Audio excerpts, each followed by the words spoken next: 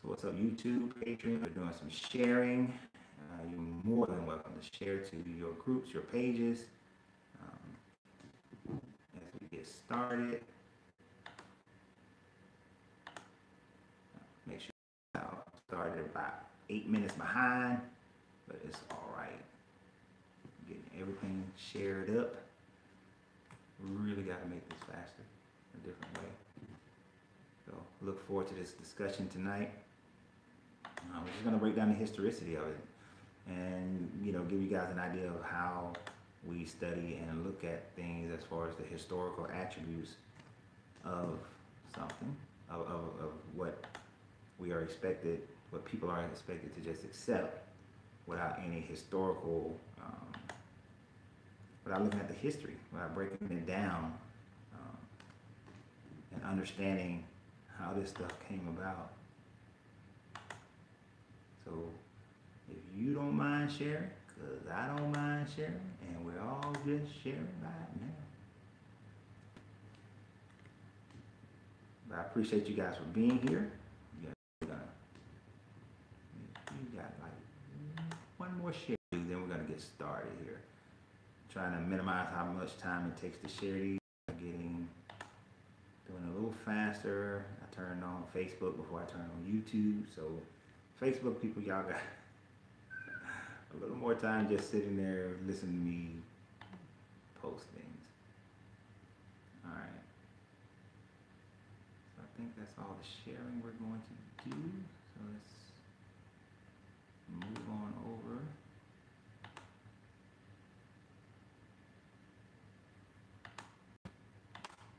When you come in, let me know who you are, where you are, all that good happiness. What's up, Joseph? How you doing, Nikita, Tyrus? All right. We're going to talk about Queen Esther, if she was real or fake. We're going to start the podcast here. Oh, no. I done messed up the podcast.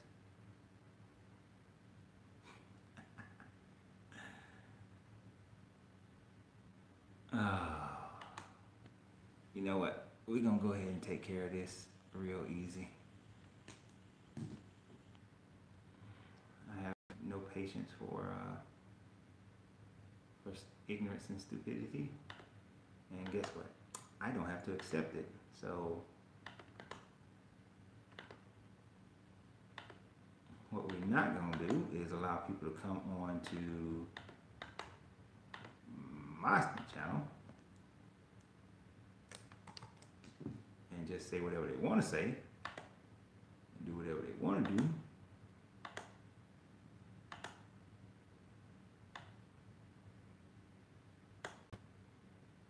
We're going to do this, as people like to say, and in order.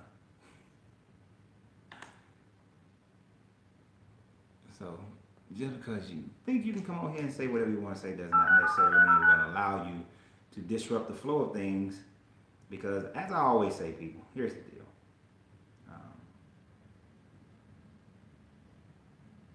Start your show now. Press 1 to hear important instructions. What's important is that my channel, this channel, and these videos, if you are knee-deep stuck in your religion and your show will go live in you 5 feel like seconds. 4, 3, 2, 1. you have some kind of right, you're wrong. So this is what we're going to do. We are going to allow, possibly, maybe, some of these people who feel like they have to be on here and have to say stuff, we may allow them to be here for a minute. But at the end of the day, we're not going to give them what they want, which is our attention. We're going to stay focused on what we're here for. And what I'm here for is to teach those who are interested in learning things outside of what they have been taught their entire life. You know, if a person doesn't like it, you know, I could care less. You know, doesn't matter.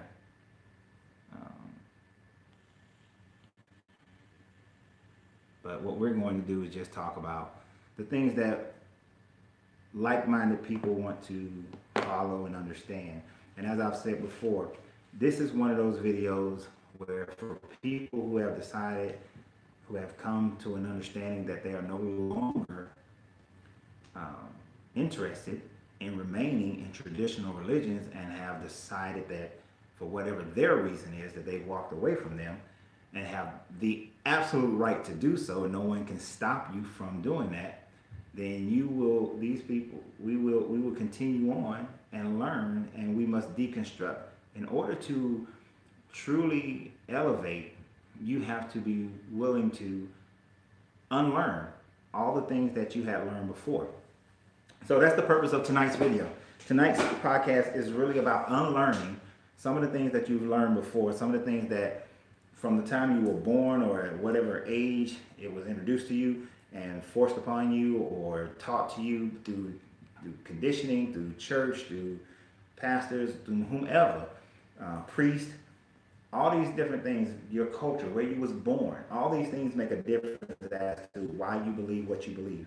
And then later on, you begin to justify them through, my experience this and my experience that. But you had already made a decision long before you had any experiences. So tonight what we're doing is we're going to look at the story of Esther. And here's the thing. We're going to look at the historicity of the story of Esther. We'll talk a little bit about the content of it, but the content turns to an allegorical story once we understand the history of Esther. A lot of everything, a lot of the things that we're going to talk about, I know somebody's going to ask me, what book? What book? So I went ahead and printed out one of the pieces of material that I use for this, to use for understanding this, and I went ahead and printed it out. And it's an archaeology in the Book of Esther. It is from Carrie Moore from the Gettysburg College. All right, greetings everyone. But it's from the Gettysburg College. It is a archaeological report on the biblical archaeology, but she covered a lot of things in it, but the only part that we're focusing on today is what she covered on the archaeology of the Book of Esther. I'm going to hit some of the finer points that she discussed and move on from there. There's plenty of other archaeologists and scholars, so-called scholars, but I like scholars who think for themselves. Scholarship of someone else's scholarship is not scholarship. So the fact that you read what some other scholar talked about but didn't go research it yourself leaves me a little bit wanting, which is why I've been to Israel and Egypt and all these places before, because you got to see things for yourself. You got to read things for yourself. Good evening, hello. Hey, Magdalena. I'm glad some of the people who was talking, who was with me earlier today, you're with me now. I appreciate that. So we're going to look at what one of the people who, even though, they went against what they would normally just want to go ahead and accept and believe because they looked at the evidence, right? And the evidence is the only thing that we're looking at tonight as far as the historicity of the Book of Esther. So right off the bat, let me give you the children's version of the story of Esther. This is the children, because when we first start hearing about this story, for the most part, most people, if you grew up in a church, you heard about Esther from when you was a child. And the way that story goes, and so the brief introduction is, you have King Xerxes. Now, many people today, y'all know who Xerxes is. I don't need the reading glasses right now. Yeah, we know who Xerxes is. Actually, I do want my reading glasses on. Can't see myself good. We know who Xerxes is from the movie 300. That's where some people only knowledge of Xerxes is, and they've heard of Xerxes maybe in another history class or something like that. They heard of the Persian Empire, but Xerxes was he was one of the greatest kings, emperors of the Persian Empire. He followed his father Darius as the king of the Persian Empire and expanded the Persian Empire to great lengths. Right, it was one of the largest empires that have ever existed in recorded history. So Xerxes, being Persian, he had captured, he had taken over the Judea, Israel, the Hebrews, whatever you want to call it, Palestine. He had conquered that region just like he had conquered, all the way into close up to Greece and all the way over to India and down to Ethiopia. And I mean, he conquered everywhere. Hey, Avery, how you doing? So the Persian Empire was incredibly large under Xerxes' range, right? Yes, it was a great movie, all entertaining, very entertaining. That movie made Xerxes look kind of crazy. But, I mean, it has some true attributes of Xerxes, though, that we're going to cover tonight. But the thing about it, Xerxes was the king. And you had this situation where Xerxes loved to have parties, right? So just like in the movie 300, where Xerxes was having his little tent with all his parties, and he didn't have all them freaky looking things, but having little parties, Xerxes loved to have parties and get drunk. And his wife Vashti was said to be she was the most beautiful woman that Xerxes ever seen. He always bragged about how beautiful she was. She delighted the eyes of men. So she delighted the eyes of men. So Xerxes, at one party in Susa, decides that I'm going to let me summon my wife, right? And see, you didn't do with Xerxes as king. If he told you to come here, you came here. If he told you to take 3 steps to the left, 3 steps to the left, 3 steps to the right, 3 steps to the right, and then cha-cha everybody. So if he told you to do it, you did it. And so his wife Vashti is like, I'm not coming. I'm not rolling up. How you doing, Shonda? So I'm not coming. So since she didn't want to show up, and of course this is all in like layman's terms, she didn't want to show up. She like tripped out on him. He ordered her to be banished, and he dethroned her immediately. Right. Right. Part of Persia is Turkey. Persia actually Turkey, Iran, Iraq. The Persian Empire extended all the way to India. So all that area was the Persian Empire. But what we call modern day Persia now would be mostly Iran, Iraq, and Turkey. And Afghanistan somewhere. But anyway, so he told Vashti, look here, you disposed, you're not the queen anymore. Now, according to the biblical story, he then demanded that everybody needs to, let's check out everybody. I need a new queen, and she needs to be the bomb. So he had this enormous search. And I think they made a movie called One Night with the King, where these different women were coming in, and they were spending, they spent like a year preparing themselves to have one night with the king, so he can see who he was going to make his queen. So you got this guy Mordecai. Mordecai is a Jewish guy. He's the gatekeeper. He decides who goes in and out of the courtroom. I mean the chamber, the king's chamber, to visit the king. I forgot the court, the king's court. And Mordecai had been given 20 years earlier a little baby from his brother, I believe, or his cousin. I said it was his cousin. No, his uncle and his wife, I believe. And so he raised Esther up, which her name was Hadassah. He raised her up to be this woman, this beautiful woman. She was loving, she was caring, she cared for the poor, all this kind of stuff. And he told her, you need to go and present yourself to the king. So she went, she worked with a eunuch for like a year to get herself ready for this one night with the king. She has her one night. He makes her the queen. She becomes the queen. Now, she know the rules. She's following the rules. She's doing a good job. But then you got this dude, Haman. Haman, he hates the Jews. He hates all the Jews. So Mordecai wouldn't bow down to him because Mordecai was like, he wouldn't bow down to him, right? He wouldn't give him his respect. So he hated Mordecai, wanted to get even with Mordecai. And he also wanted to be king himself. So at one point, when Mordecai wouldn't bow down to him, he starts to conspire and say, look, the Jews are trying to start a revolt and all this kind of stuff. And especially them dudes like Mordecai, they trying to start a revolt and dethrone you. And he's getting Xerxes all pissed off because he's like treason. Because you got to understand, when your empire is that long, big, the biggest thing you're worried about is revolts. So he tells Haman, he was like, look, go ahead and you can kill all people. You can do what you want with them. I'm gonna give you all the authority. So Haman cast some lots and this is important, he cast some lots and decided that on the 13th day of Adar that you're going to kill all the Jews, that all the Jews in the kingdom can be killed. So, and it's kind of weird because he's going to let all the people, according to the story, all the people can kill him. He has an army, but he also letting people, regular Persians, kill the Jews as well, and loot them and take their property, take their land. So it's like this big bulletin goes out that, hey, and you got to think about this, guys. You're living in a time frame where a bulletin comes out, you're Jewish, and then they say, hey, on the 13th day of this month, everybody is what's that movie? Purge. It's Purge Night of the Jews. Right, that's basically what they did. They said it's Purge Night. I wonder if the movie Purge got that idea from this story. But on this particular day of the year, it was going to be Purge Night of the Jews, and you can kill them, you can take all their property.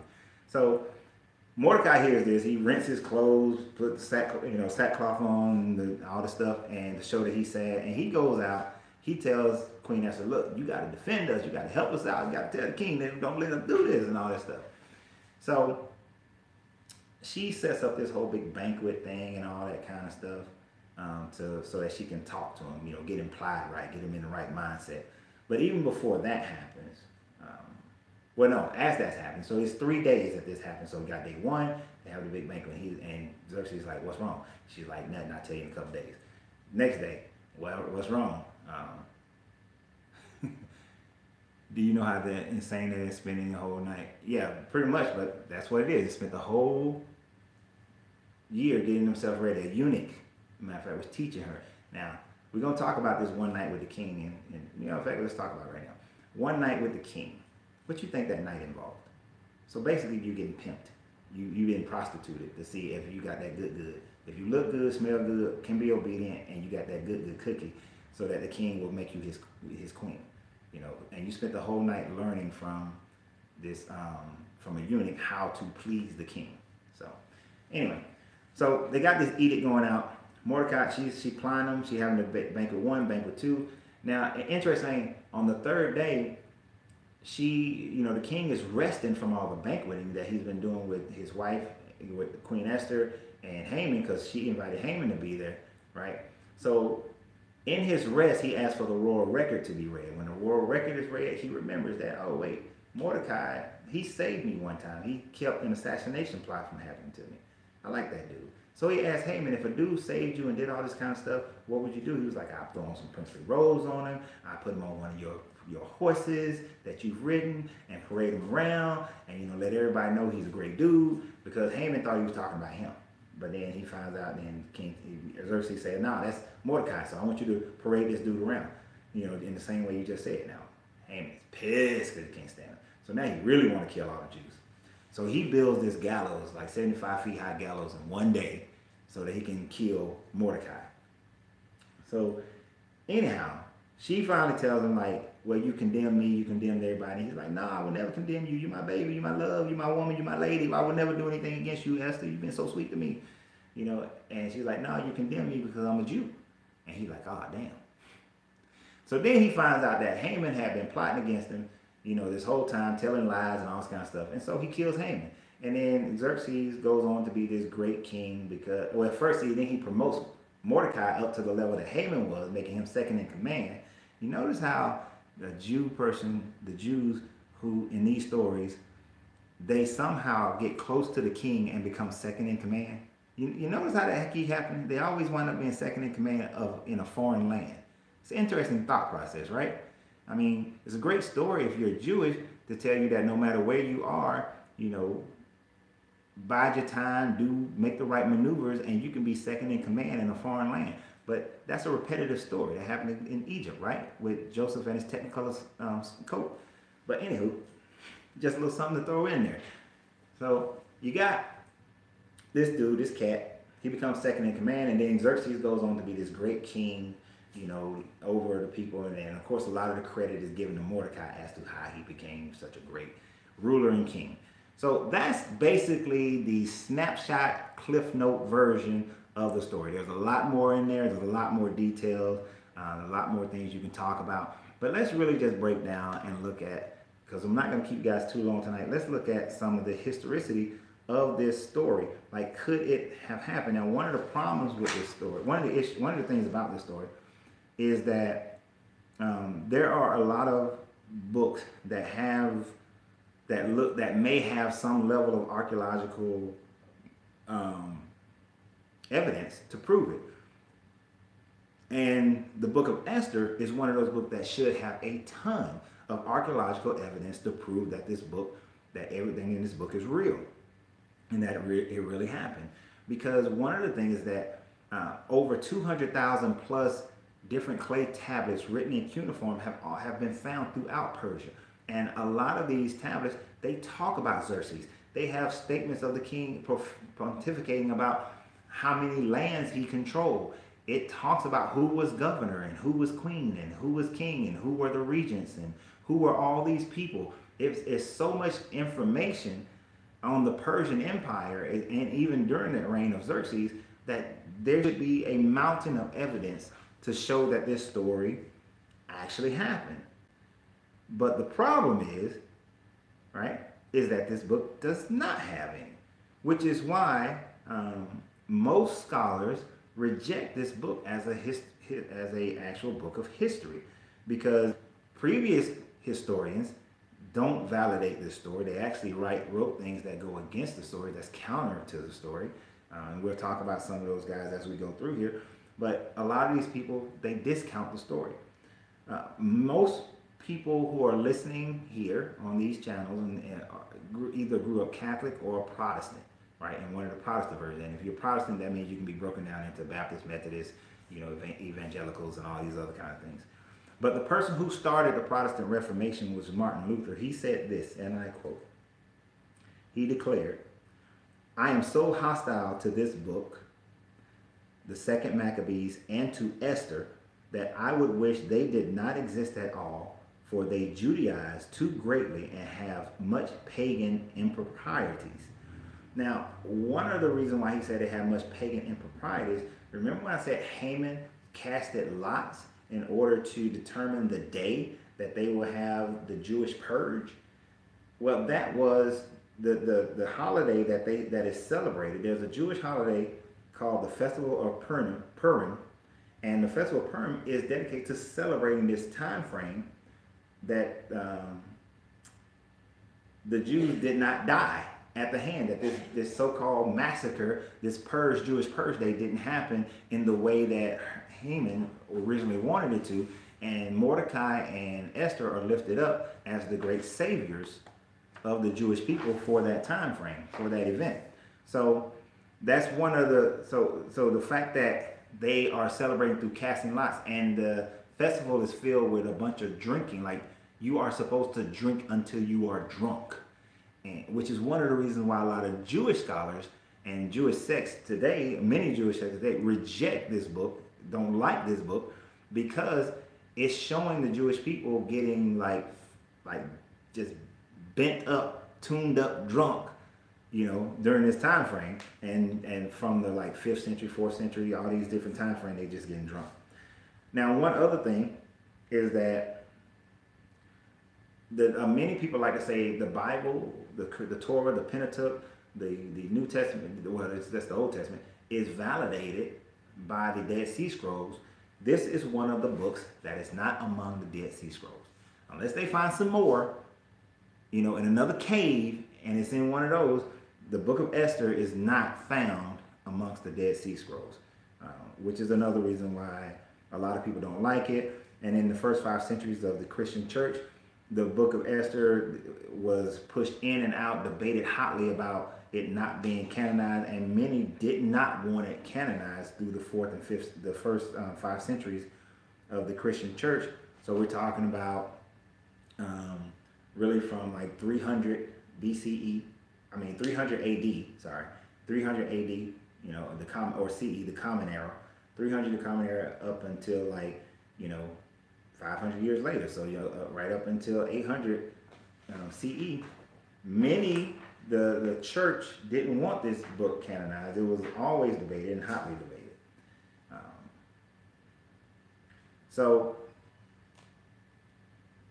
that in itself already, there's a problem. The early Christians didn't like it. These people were closer to the time that it was supposedly written and it supposedly happened. They didn't like it.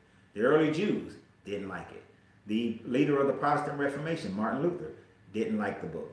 So you already had the scholars of old saying, nah, this shouldn't be in here. The people that have created were instrumental in creating the religions today were saying, no, this book shouldn't be here. Now that's just what people thought. I mean, Martin Luther wasn't there.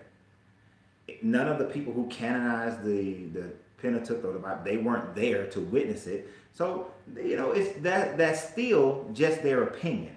We always have to remember when a scholar, somebody from back in the day writes something, unless they eyewitnessed it, they're writing based on either the eyewitness of another eyewitness or the eyewitness of another eyewitness of another eyewitness of another eyewitness, or they're writing based on the scholarship of somebody else, or they're writing based on what is our current mode today. Think about Martin Luther. Martin Luther wouldn't want a celebration of casting lots because he was trying to bring the church out of this whole thing of, you know, you can go get drunk, you can party, you can do all these things, just pay some tithes and you get forgiven. You know, you can just pay some money and you can get prayed into heaven. You can just pay some money and you can go out and act the fool. You pay money for your sins. So he was trying to reform the Catholic Church at the time, or the church period at the time. So he didn't like Second Maccabees. He didn't like Esther, but it personified the Jews for them.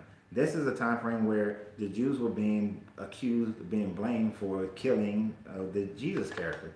So Martin Luther didn't like them, didn't care for Jewish people, didn't want them looking good at all. But of course, in the story, they look good. They become second in command of one of the greatest empires in recorded history. You know, you don't want to do that. They thwarted a huge massacre. And when I tell you how they thwarted this huge massacre, you're definitely going to say this is not historical. It doesn't even make logical sense when I tell you how they actually thwarted it. And if you understand kings and kingdoms, and I want you to get the movie Coming to America in your mind for later on. I want you to have Coming to America with Eddie Murphy, James Earl Jones. Have that in your mind for later, because there's a something in here that just, as soon as I read it as a kid, I was like, that don't sound right. And then it was like, when I saw Coming to America, I was like, oh, that's like that stupidity in the story of Esther. And so wait for that part. It's coming. I promise you, right? So Xerxes, so we got all these records of Xerxes having all these kingdoms, and we have a lot of information. We got information about what the kingdoms look like, what the palace looked like, what the Persepolis looked like, what all these things look like. I mean, details to the curtains and everything, which the book of Esther, and this is why I say it, or is a historical novel, because it describes a lot of the things that were in there, and we're going to get to that too, but it describes a lot of like how the curtains were. The book has a lot of these details. Esther has a lot of these details, which is why some people are like, it must be valid because it has these details.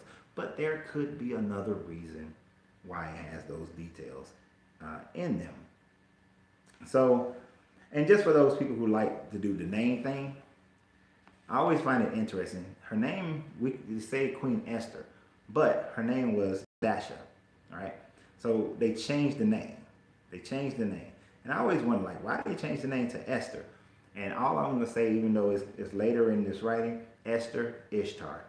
And they both hold similar attributes, similar ideas, similar thought process. All right? How you doing, Ashanti? Ashanti. This because Vashti, Xerxes' first wife that he disposed of was Vashti. So close, not the same name definitely, but close. So interesting. So I always found that to be interesting, that her Esther sounds like Ishtar, right? And they share some of the same attributes.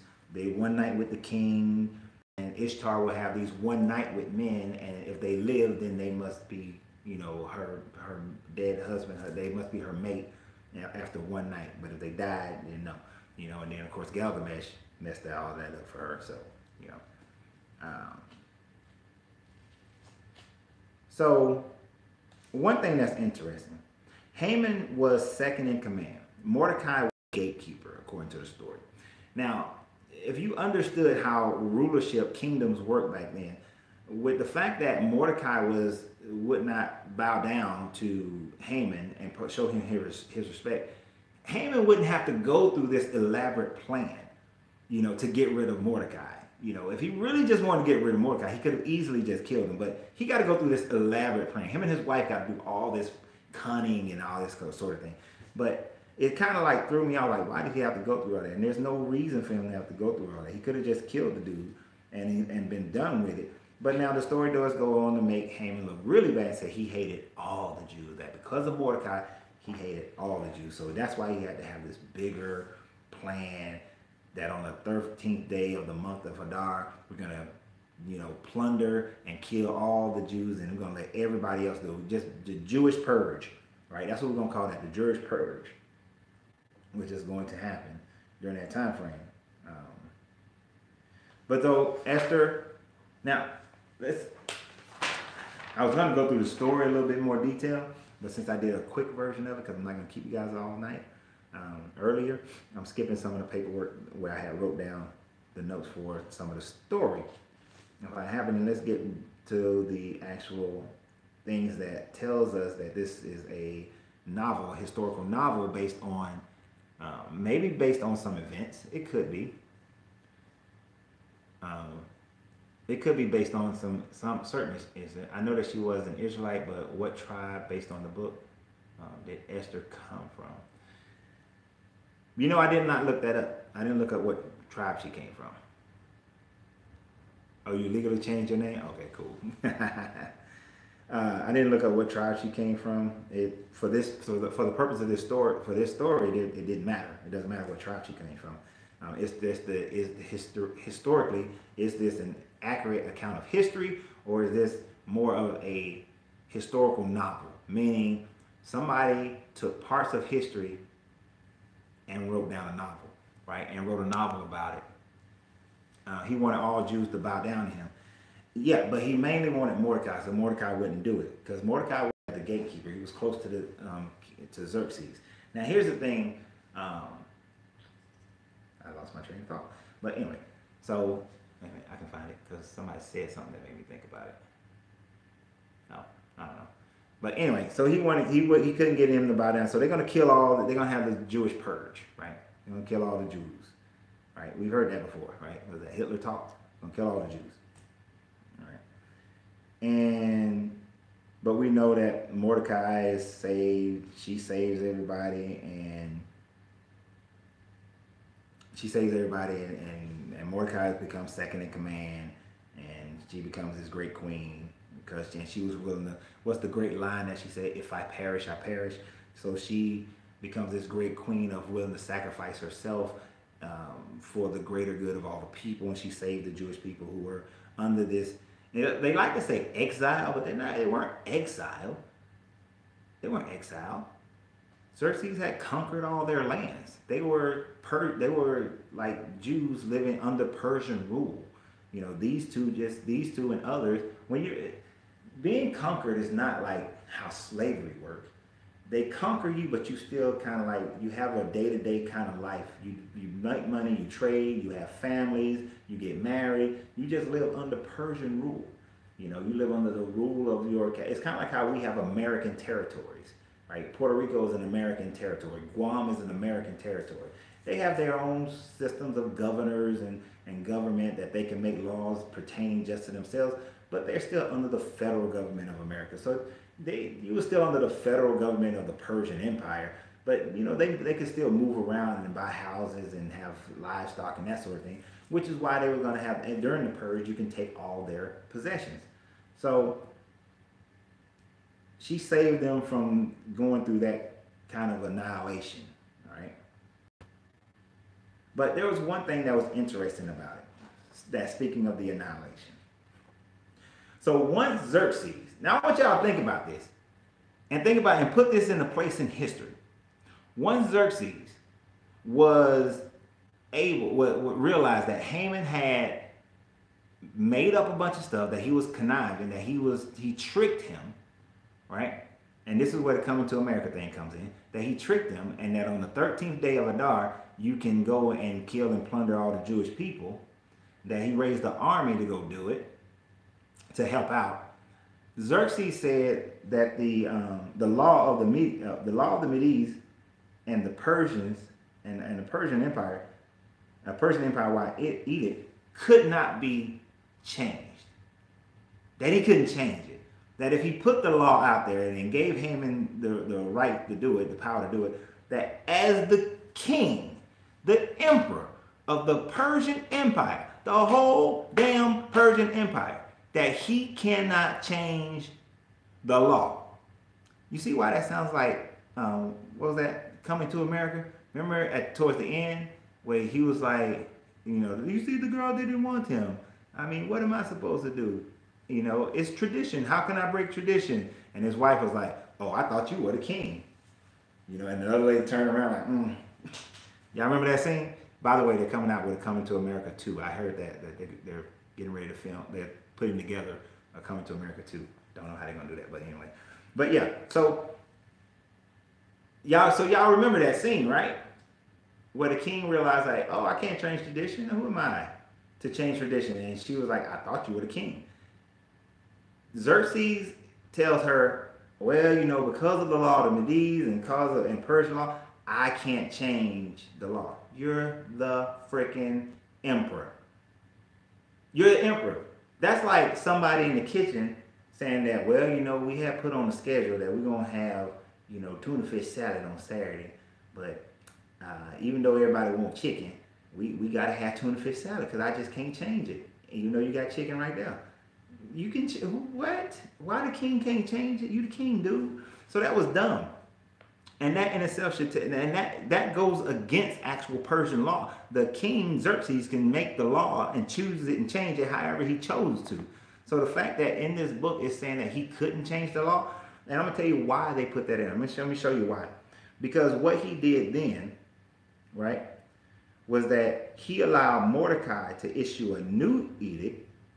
Not him. He let Mordecai issue a new edict that said that the Jewish people can defend themselves on this day against any Persian citizen or military Persian person who tries to plunder them based on the irrevocable edict that he had already put out. So he let Mordecai say, well, we can't change it, but we can fight. We can defend ourselves. So, and then as the story goes, the Jewish people killed over 75,000 of Persian people who were trying to kill them on that day. 75,000. 75,000 people were fighting. And in Susa, over 500 people were killed just in that one little area, in that one capital, that one city alone. So what you are telling me based on this story is that Xerxes, who was an emperor, who was always concerned about assassinations, about uprising, instead of just saying, hey, on the 13th of Adar, we're rescinding that because Haman was a traitor to the empire. Instead, we're going to allow a little mini civil war, a little revolt to occur within our kingdom. We're going to allow for the purge to happen, but the purgees get to defend themselves and they get to be armed to defend themselves. One, that for a king, an emperor who took his daddy's, what Darius was able to do, and expand the empire far greater than Darius ever did, for someone who ruled such a huge empire, who had 12 governors all throughout the empire running things, would say, hey, I know everything is running, but let's throw some damn chaos in it. Hey, you driving down the street, your engine sounding good, let's throw a damn wrench in it. That doesn't make sense, but even more so, they're out of the 20 plus, now there are like 25,000 tablets that just talks about Xerxes during his reign. Out of those 25,000 tablets, not one tablet talks about Xerxes allowing this the edict to kill all the Jews, and then allowing for this civil war thing to happen. So that in itself is, I mean, for some people, that right there is enough. That's enough right there. That's enough right there. But wait, there's more. There is more. Because not only is that not written in the archives, not only can you not find that, but let me tell you what else you will not find. You will not find any mentioning of Mordecai, who was in the time frame of Xerxes. Oh, Beatrice Scott said that Esther is from the tribe of Benjamin. Okay. One of the best lines of the movie. It was one of the best lines of the movie. But you don't find any. Now, Xerxes named every territory that he conquered. He named all 12 of his governors. He named all his wives. He named every woman in his harem. He named all his generals. He named all these people. He described the way his palaces were decked out.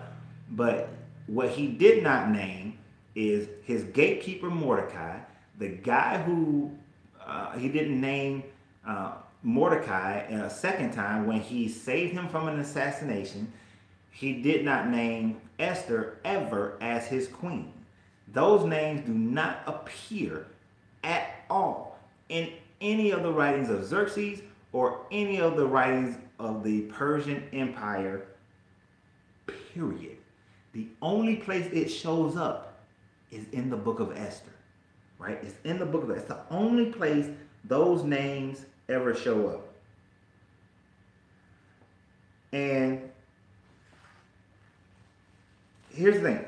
Historians like Herodotus, who wrote at length about King Xerxes, never mention any of those people. Never mentioned the revolts, the fighting, the Purge Day. Never mentioned the celebration of Purim.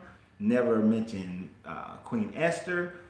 None of this stuff is ever mentioned by people like Herodotus.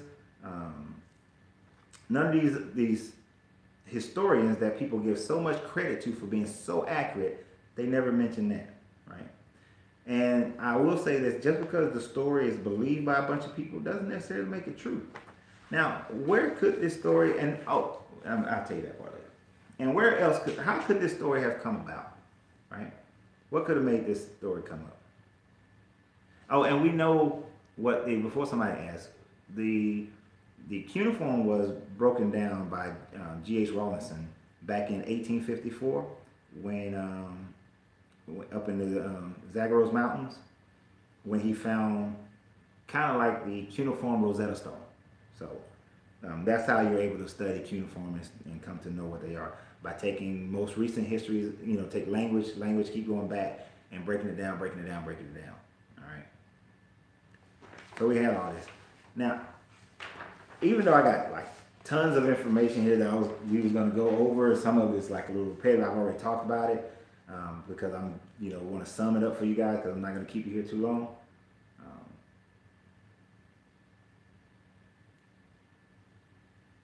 But there's one part I definitely, before I get to the final thing. Oh yeah, so how did this become a historical novel? Well, Mordecai is never mentioned ever in any of the Sumerian tablets in cuneiform. But what they did find around the 5th century was an Aramaic document that talked about Marduka. And Marduka was an accountant, a traveling accountant, who traveled from Susa. He was a traveling accountant, and he was one of the officers of the court. And as one of the officers you have to understand, the officers of the court, it wasn't just one dude who sat at the door and who was the gatekeeper, but there was like multiple people. And one of those people who sat at the door, who was very prominent, was Marduka. And Marduka sat there, and he was the head accountant who he went out and checked on other provinces as well. So because his prominence with the king, with Xerxes, is plausible, not saying it's definite, that this character Marduka could have been the inspiration for the Mordecai character for a historical drama. It even could have been written by Marduka, because he's one of the very few people who sat at the front door of the court that is ever mentioned. He's one of the very few. But he's mentioned quite often. But did he keep the king from being assassinated? No. Did he have a daughter, a cousin daughter that he raised up and she became the queen? No, he didn't have that either, right? So, but what he did, he had a lot of time. And he sat there and he accounted things for the king. So it's very possible that either he could have wrote it or somebody could have wrote it using him, using him as a basis. If you watch the video that we did on Uncle Tom's Cabin, we know that Josiah Henson was used as a basis for both Uncle Tom and the Sambo character. Okay?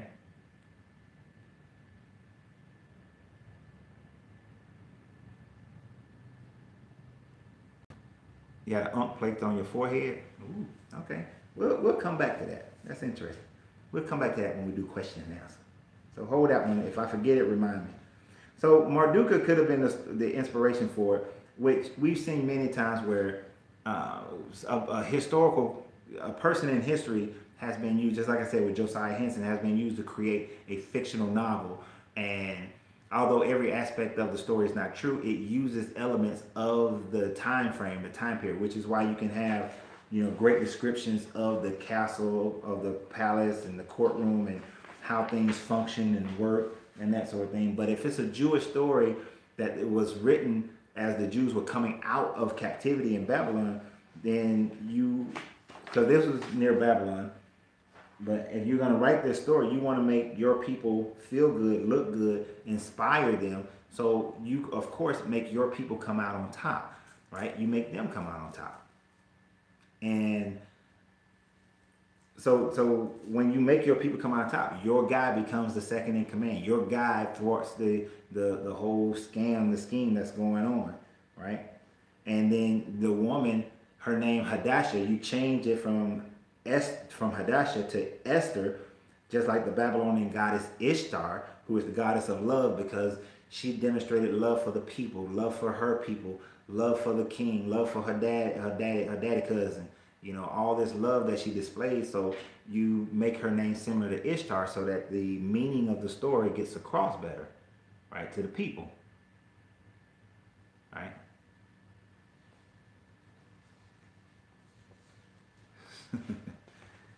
So her name changed now, but there was two last things before we go into more question and answer that I really want to hit that should let you know that this story is a novel, a historical novel. One, it is one of the few stories few stories in books that God is not referenced. I wonder if any of you guys did you ever notice that in this entire story of Esther, there is no reference to God. Doctrine will say that what God is inferred through putting, by killing Esther's parents so that she can be raised by Mordecai, so that Mordecai can be close to the king, he can know what's going on and put her in a position, to meet the eunuch who happens to train her properly so that she can have her one night with the king, getting it on, and then going on to save the Jewish people because God knew that was going to happen since they were in captivity.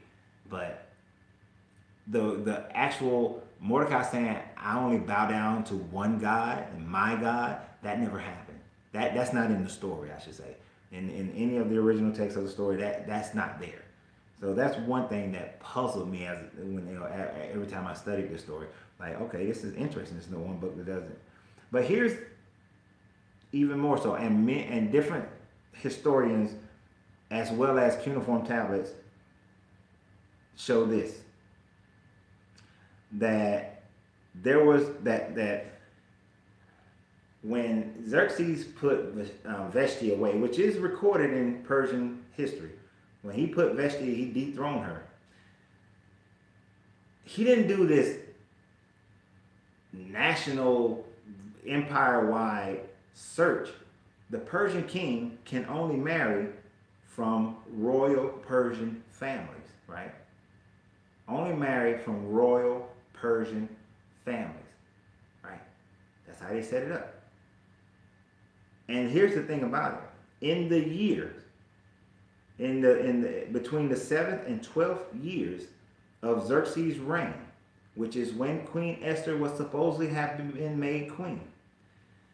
All recorded documentation from the Persians and other historians later says that Amytris was his wife. Now some people are gonna say, oh, he had many wives. It only says the only wife he had at the time, the queen of the Persian Empire, was Amytris. Amytris was his wife during the years to which Esther was supposed to be. Now, like I said before, there is not one shred of archaeological evidence that shows that Esther became queen. Not one shred that shows that Mordecai was his gatekeeper and became the number 2 in command of the Persian Empire under Xerxes.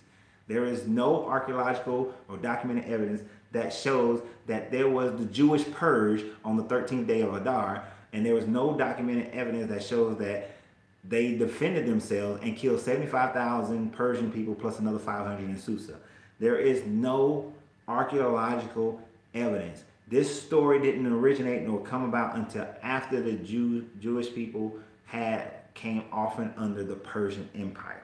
So everything historically points to the book of Esther as a historical novel that there is probably a grain of truth in it.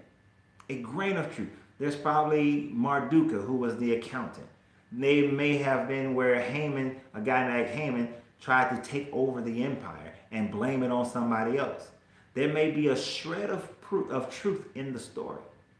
And like many things, everything's added on top. Just like a novel, you start adding, you start taking artistic license. Or as the writer of this college paper wrote, that a pearl with a grain of sand, and then the sand is the truth of the pearl, and then it's overlaid over time to make it into a pearl.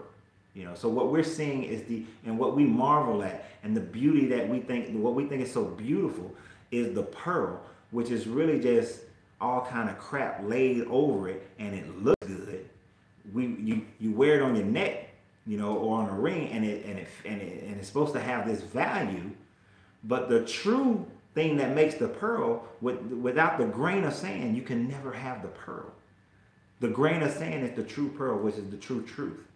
But all we see is the outer layers. You always see the outer layers. So this story, although it's a good allegorical story for being willing to sacrifice for your people, being willing to sacrifice for the oppressed, being willing to stand up against tyranny when somebody's lying on you, there are some good moral lessons that you can take from it. One moral lesson you shouldn't take is that you don't R. Kelly your daughters.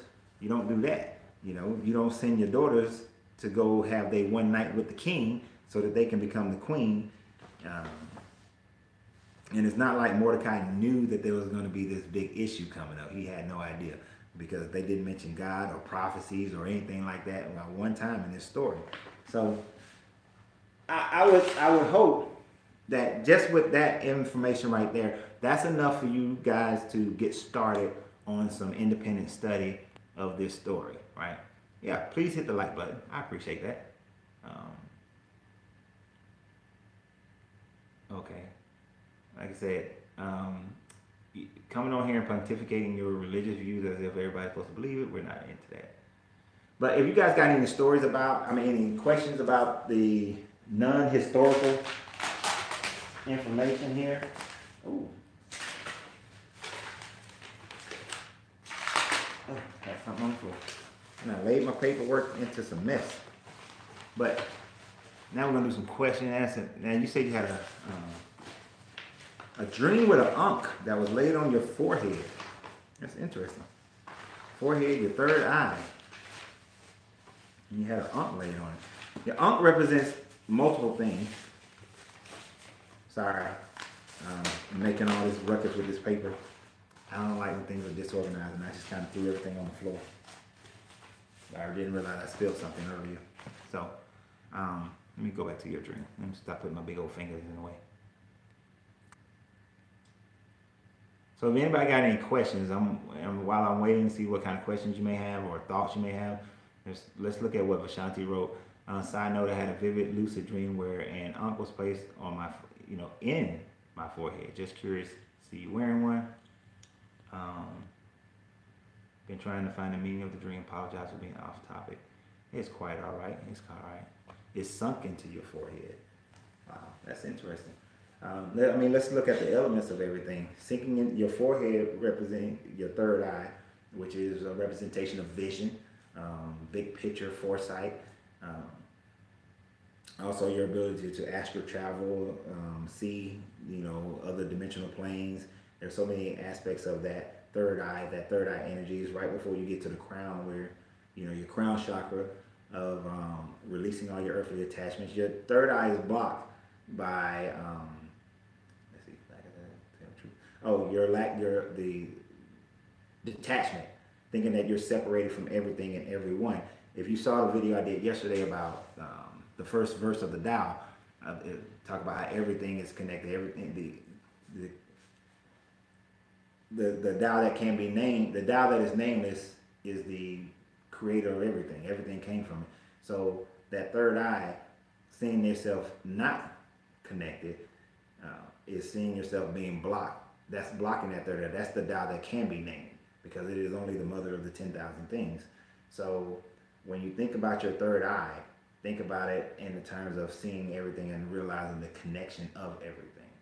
Now the Ankh, I'm going to take you guys two different places with the Ankh. The Ankh, well, multiple places actually, but two different major thought processes. Most people look at the Ankh and say the Ankh represents everlasting life, right? So you got the vaginal pathway, and then the ovaries and the uterus, the womb, and life comes out of it. We also look at it as the lower chakras going up to your sacral chakra, going up to your heart chakra, and unking the energy around, right? So I think in the story, Vashti she was exiled, right? The story never says she killed her. According to the, and I know I'm jumping back and forth. According to the Sumerian cuneiform, she was just banished. So it's everlasting life now, and unking your energy and maintaining it and keeping the flow of energy, right? Now, in the Emerald Tablets, I told you, if you listen to one of my other videos, I said that we're going to start also studying the Emerald Tablets on Patreon, right? In the Emerald Tablets, there is a portion where to utilize power, to understand your true power and to utilize your true power, it says you have to use the cross with the circle on top in order to unlock the wisdom of the universe. So I want you to think, what's this cross with a circle on top? It's the Ankh. That this is the key to unlocking the wisdom of the universe. So the deeper and more we understand the Ankh, the more we understand the keys to the universe according to the Emerald Tablets. So with the Ankh sinking into your third eye vision, I want you to think about that.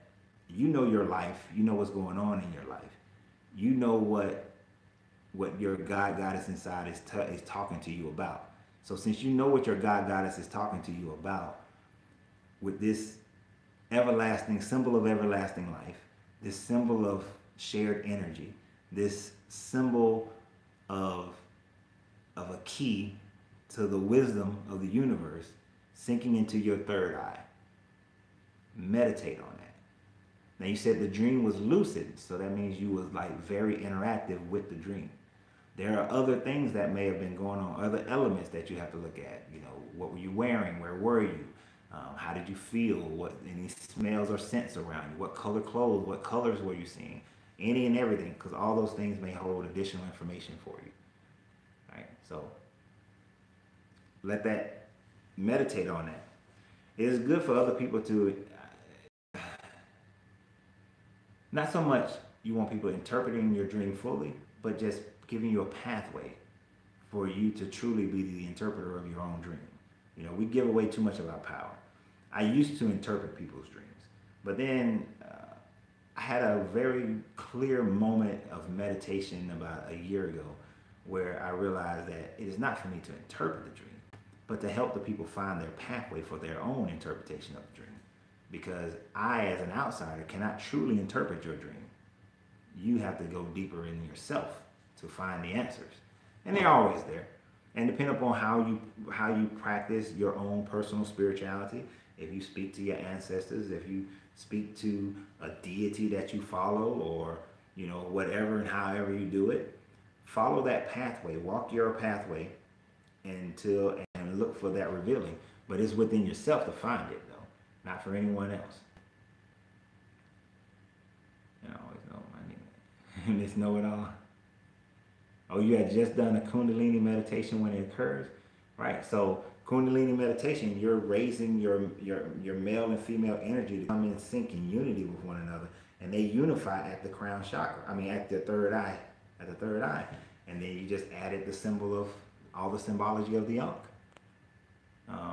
Where should someone start learning about their chakras and how to tap into them? I would say first learn how to meditate, and then I did some videos a while back. I don't know, I got like 800 videos out there, but where I broke down what blocks your chakras. So as you, in your meditation, understand what blocks your chakras. See if any of those elements are there with you. Like, for instance, your foundation chakra is where we should always start. Your foundation chakra is blocked by fear, right? So you have to ask yourself, what in my life do I fear in all categories of life? Do I fear anything financially? Do I fear anything emotionally? Do I fear anything physically? Where are my fears? You know, and you meditate on relieving yourself of those fears, seeing them. Some people like to do the float away in a balloon. Some people sail them away on a boat. Some people see them disappear in the distance in a car or whatever, or they just evaporate. But you meditate and focus on eliminating those fears. But because we understand the law of cause and effect and alchemy, you have to go out and act on those things. The basic psychological thing is to face your fears. That has a true statement. But after you have meditated and saw them in your mind first, because the law of mentalism is that we must first create mentally before we create physically. So create it in your mind, the loss of that fear, those fears going away, moved away, and then start moving in that direction, always maintaining the meditative thought on them, you know, being aware of it and seeing what the other result is, and stay focused on that new result, get rid of your fears. So as you do that, you do your fear for your root chakra. You got guilt. It's guilt for your sacral chakra. Shame for your sacral chakra. Guilt for your power chakra. Loss of love for your heart chakra. Lies that we tell ourselves for your throat chakra. These belief in our separation from all other things, you know, in our third eye, and earthly attachments from your crown. Work on that. They all have colors. They all have mudras. They all have vibrational tones. So you can work on it that way, right? But there are more. I did a few more extensive videos about that.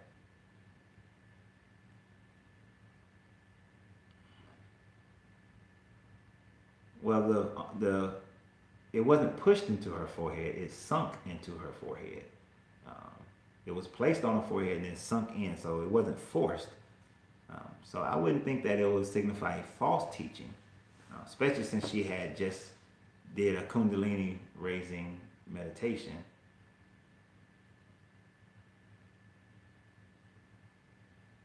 I don't think it has anything to do with being indigenous. I think it's because the symbols of the Ankh has nothing to do with being indigenous or not. It's an Egyptian symbol for everlasting life and circling of energy. Hermetically, it is for understanding that it is the key to wisdom. So to take it into a negative format of being false teaching doesn't necessarily click.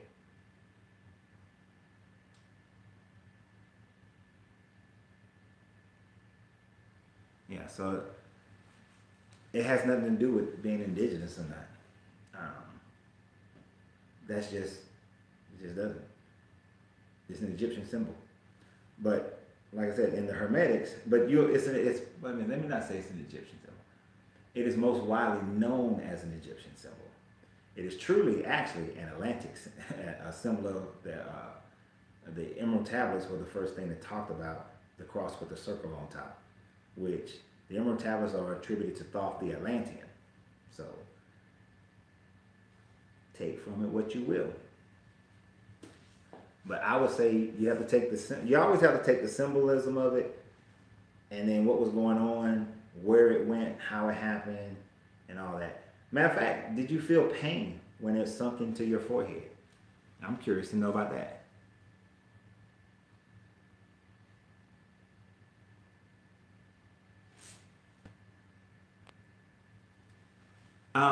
The so the is primarily known to be, that's what I was saying, it's primarily known to be from Kemetic. But because it was written first, it was written about in the Emerald Tablets, which is in Atlantis, it felt light, no pain. Okay, we're good. I mean, it was an easy transition. So the is the key. No. I just realized X-Clan said that in one of their songs, that the is one verse that ends with the is the key. I can't remember how Brother Jay had said it, but I just fell in my head right there. Saw a hand that placed it on there, beautiful, and sounded feeling beautiful, felt natural. Okay. So a natural transition of adding this symbology to your third eye, which lets you see the vision, the big picture, you know, lets you move forward. But what did you say about Buddhists? The Buddhists don't work or acknowledge it. No, the Buddhists have their own symbols that have similarities. But here's the thing about symbols. The swastika is a Buddhist symbol. But of course, we know it is commonly known today to be something of the, right, I agree, maybe she went to a new higher consciousness is coming, is what you moved into when you raise your Kundalini energy. Get your male and female energies to work in sync with one another. That's, you know, the health symbol is the raised caduceus, right? It's the raised serpents, the Kundalini raised, the caduceus is that symbol of a raised Kundalini. That's when you're healthy, when your Kundalini is raised up your spine, up to your third eye. But yeah, so the swastika, most people look at that as a symbol of hatred, but it actually is a symbol of peace. It's a symbol of peace in the Buddhist community, which it was taken from the Buddhists. It was stolen. I mean, I hate saying stolen. It was used by the Nazis for their own purposes. But the true meaning of the swastika has absolutely nothing to do with Germans and Nazism. But that's how we do it. Yes, I'm sorry, on Facebook. I hadn't seen the thing scrolling up. Yes, I see your question. Sorry about that, Nita. Yeah, these videos are all on YouTube. A lot of them are on my Facebook videos as well, but definitely everything is on YouTube, and there's extra stuff on YouTube as well. Good, and I like that. You only verification. Yeah.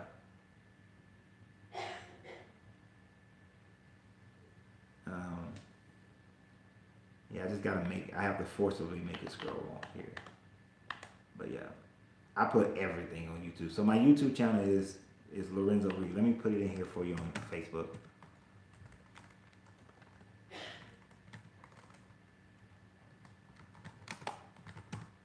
So please, when you go over there, just subscribe. I would appreciate that if you subscribe to the channel. And if you're not a subscriber on YouTube, please subscribe to the channel. I really appreciate it. And if you're on, I didn't even check it. I don't know how to check it over here. On what's this thing?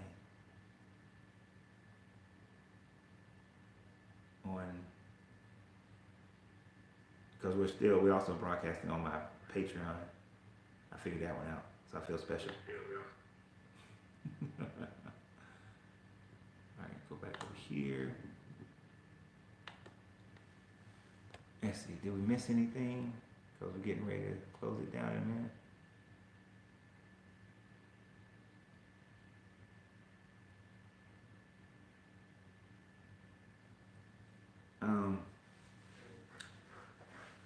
Oh man, like I I said, we're gonna have a discussion about the whole indigenous thing. I got to schedule a day with a certain young man. I want to have somebody here with me, because I think we get, as I was saying earlier in the video, in the promo video for tonight's video, we get caught up in certain things and we start to not focus on what we need to do now in order to move forward. America is a hodgepodge of cultures. At the same time that you look at the food in America, it comes from all over the place. American, African, South American, European, Chinese, Asian.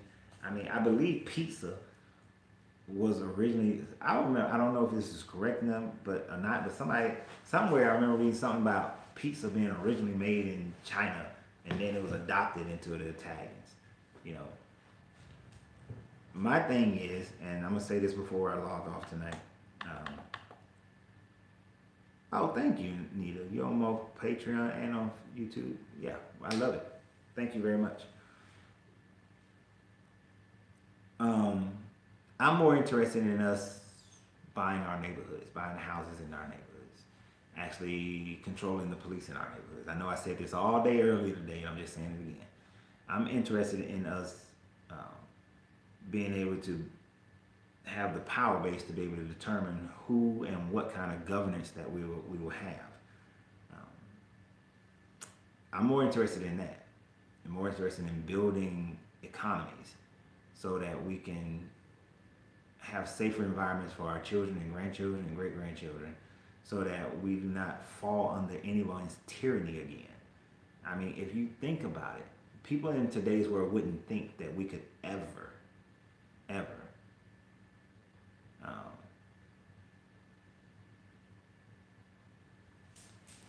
I don't think we could ever, wait, hold on. What'd you say? That's not true, Larenzo. We are the only ones eating yams, rice, and beans and gumbo. I mean, I could go on. Okay, really? Okay, two things. And then we can't do anything if we don't know who we are as a people. All right, one. I know plenty of white people. I know plenty of Asian people. I know plenty of Latin people and black people who all eat yams, rice, and beans. And I can't tell you how many different groups of people, especially here in Atlanta, eat gumbo. We're the only ones eating. Come on, sis. Really? Come on, for real? And then we can't do anything if we don't know who we are as a people. So the Haitians in 1804 went back to the Orishas from West Africa, and then they took over their country and killed all the white people, right? We can't do anything. Even though I may not agree with their tactics, Martin Luther King was able to mobilize a bunch of damn people to change the laws in this country.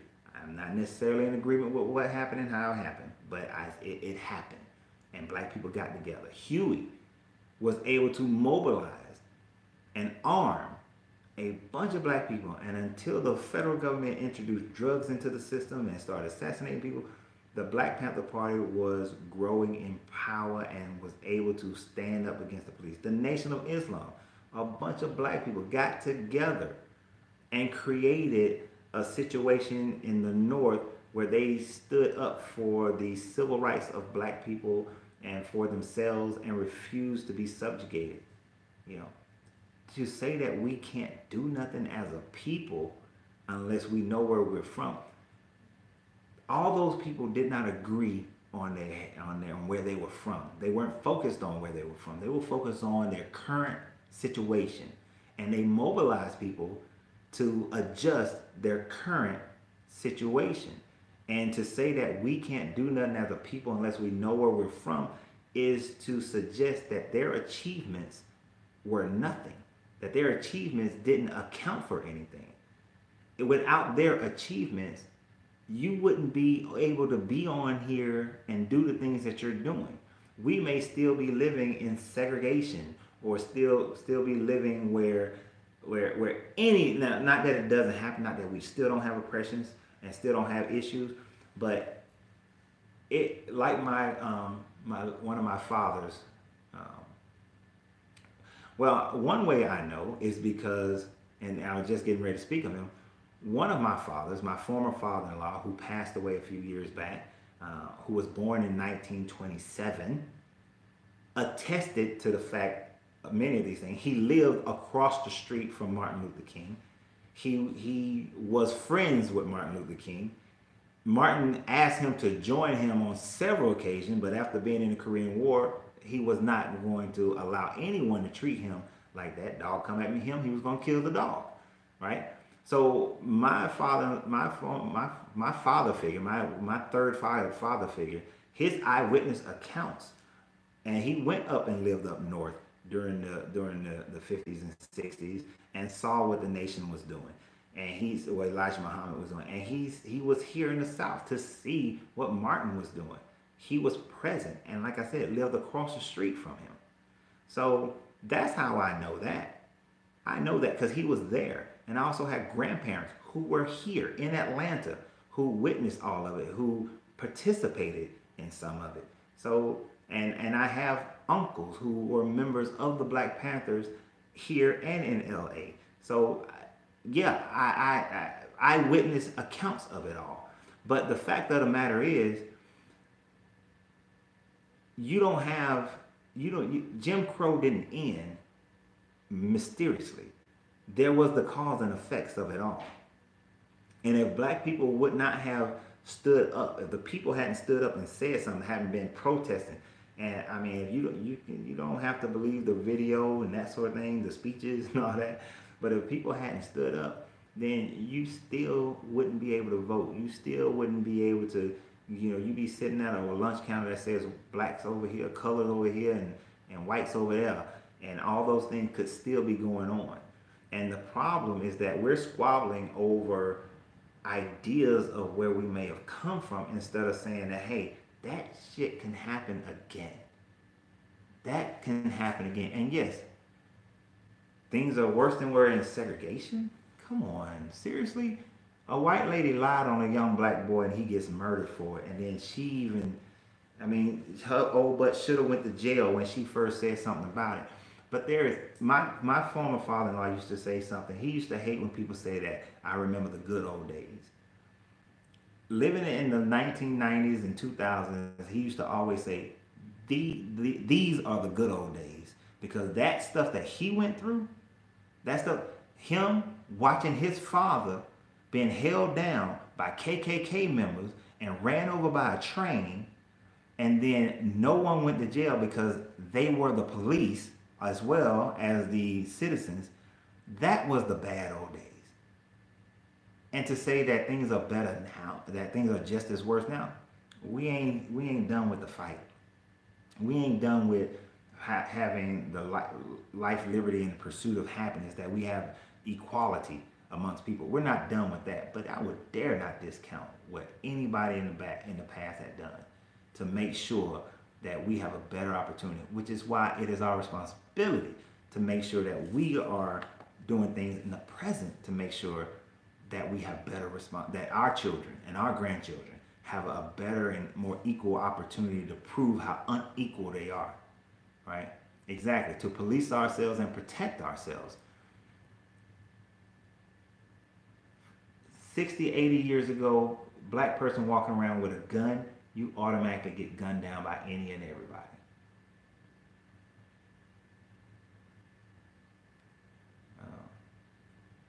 But I'm gonna let that go. Oh, you don't know if they helped or hindered us. It did both. It helped and it hindered. Because I grew up in Marietta, Georgia, and I recall where Lawrence Street was the Black Wall Street of Marietta. And integration hit, and all the black lawyers and doctors and all the people who were entrepreneurs, they went to go live out with the white folks, and then the black neighborhoods just went to hell in the handbasket, and it took like decades for it to start coming back, and it's just now coming back. But now we got regentrification because we forgot how to build communities. And we only built them because we didn't have a choice. I did a video about that. So go check it out. Tell you what, Riri, hi. Because we're about to end this tonight. It is 10:30, and we're going to call it a night. But that's going to be subject matter for next week. We're going to talk about the Kabbalic Tree of Life next week. Yeah, I like that one. See, I need you guys, your suggestions are very helpful. Magdalena, what, am I saying your name right?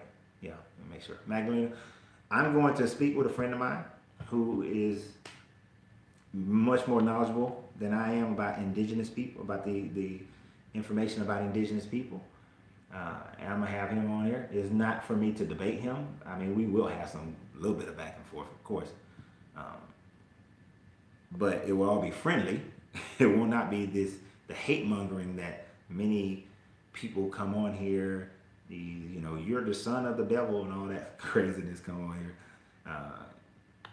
It will definitely be a peaceful conversation because, I like him and we're good to go. Do you think we can get reparations? No, I don't, and I don't want reparations. I think reparations will be a huge hindrance for black people if that is ever given, because that'll be walking up to Master's table saying, Master, can I please have the crumbs? No, we need to learn how to be self-defining, define our own history, define our own past. Define our own present, right? We need to just take our control of our own finances, and not that we're going to separate in America or Europe or any of these other countries where it's controlled by Western culture, but we build a subculture within it where we circulate our money and we invest our money into other countries that are governed by other black people. I don't care where it's at, and then we are watching out for one another. I believe in that. Because if we do that, we learn to be self-sufficient, and then we learn not to go run into the government to beg. You don't see the Spanish people aren't running to the government to beg. They run into the government with a check saying, hey, we got the money and this is what you gonna do. Chinese, Asian people, we got the money, this is what you gonna do. Jewish people, we got the money and this is what you gonna do. We gotta get to that state where we're not saying, hey, we got some votes, please do something for us. No. It's not going to work. It hasn't worked. That is something that has been a hindrance from integration and the whole civil rights movement. Is so much emphasis has been put on voting instead of economic development and economic independence.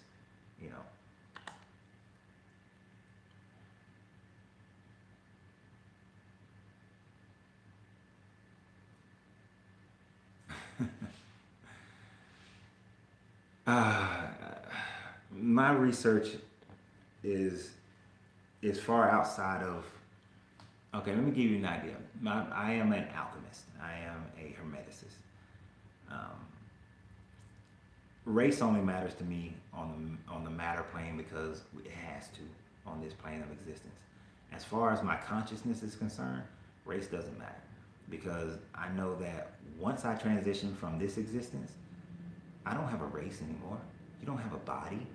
Your consciousness is not in your mind. It's not in your heart. It's not in your stomach.